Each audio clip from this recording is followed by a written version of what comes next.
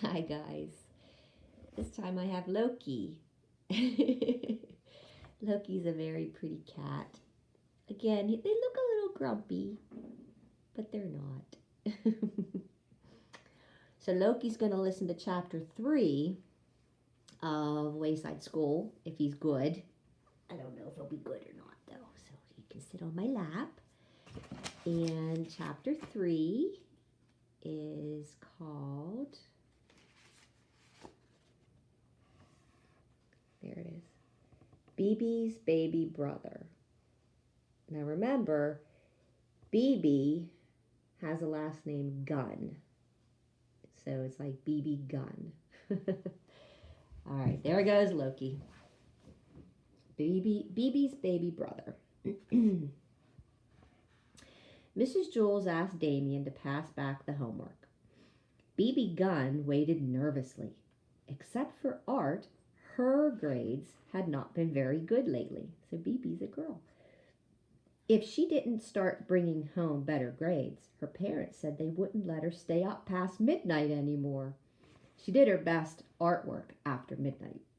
Damien handed Calvin his homework, then Todd, then Joy. "Where's yours?" asked Calvin. "I don't know," said BB.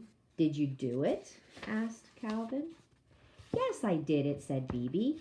"I worked extra hard on it. I hope Mrs. Jules didn't lose it." Damien finished passing out the homework. BB never got hers. "BB, will you come here, please?" asked Mrs. Jules. She pushed out her seat, stood up, and nervously walked to Mrs. Jules' desk. "I did my homework, Mrs. Jules," she said. "Really?" "Yes, I know," said Mrs. Jules. She held BB's homework in her hand. "Phew!" BB sighed with relief. "I was afraid you lost it." "No, I didn't lose it," said Mrs. Jules sternly. She showed the back of the paper to BB. Someone had written, "Mrs. Jules is as fat as a hippopotamus, and she smells like one too." "I didn't write that," exclaimed BB. "I love the way you smell." Mrs. Jules smiled. "But if you didn't write it, who did?" "Ray," BB instantly replied. "Who's Ray?" "He's my little brother, Ray Gunn. He must have snuck into my room after I was asleep. He always is playing mean tricks on me. He knew how hard I worked on my homework." "Well, we'll show Ray," said Mrs. Jules. She gave BB an A+. "There. I don't think he'll try that again." "Thanks," said BB. "You may have a Tootsie Roll Pop, too," said Mrs. Jules. BB took a Tootsie Roll Pop out of the coffee can on Mrs. Jules's desk, then returned to her seat. She proudly showed Calvin her A+.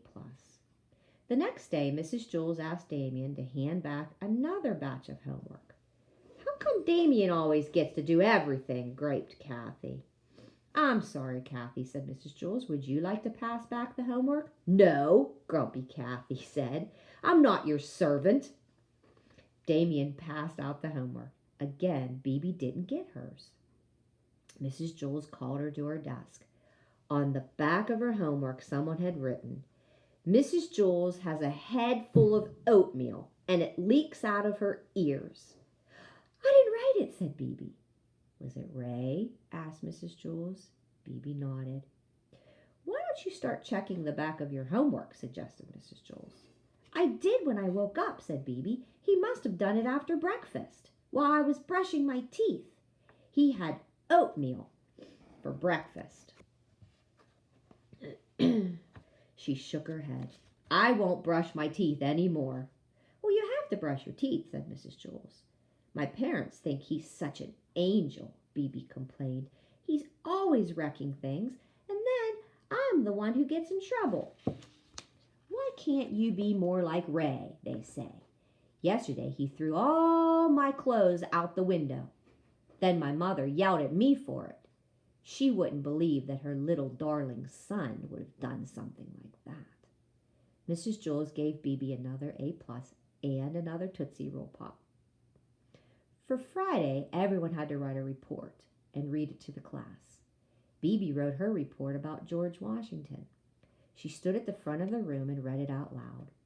George Washington never told a lie. Not like Mrs. Jules. She lies all the time. That's why her nose is so big. She snores when she sleeps, so Mr. Jules has to wear earplugs. Everyone was laughing. Bebe stopped reading. What's so funny? She asked. Come here, said Mrs. Jules. Bebe shrugged, then walked to Mrs. Jules's desk.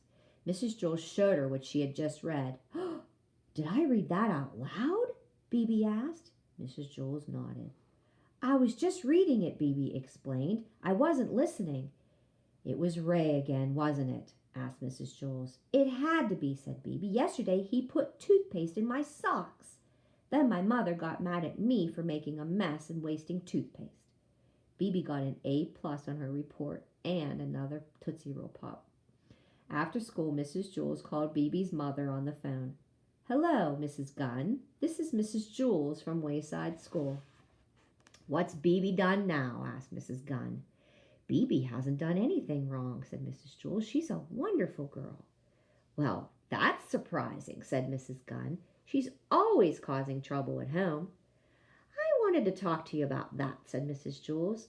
I think you're being a little unfair to Bebe. I think she often gets in trouble when it's really Ray to blame.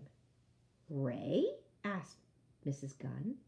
Yes, I know you think he's a perfect angel, said Mrs. Jules, but some children can be angels on the outside and devils underneath. Yeah, that sounds like Bebe, said Mrs. Gunn. I'm not talking about Bebe. I'm talking about Ray. Ray? Asked Bebe's mother. Who's Ray? So what do you think about Bebe? What's she been up to this whole time? Is there really a Ray Gunn? Does she really have a brother?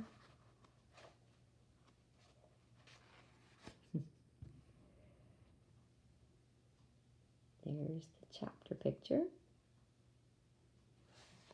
I think she's just sneaky.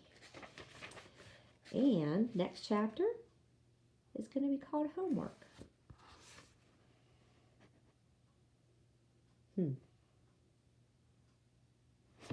Okay. Chapter 3 is done. I like that one. I think it's clever how he makes the names Bebe Gunn and Ray Gunn, the author, that is. All right, guys. Wayside School, I hope you're enjoying it. Have a good day.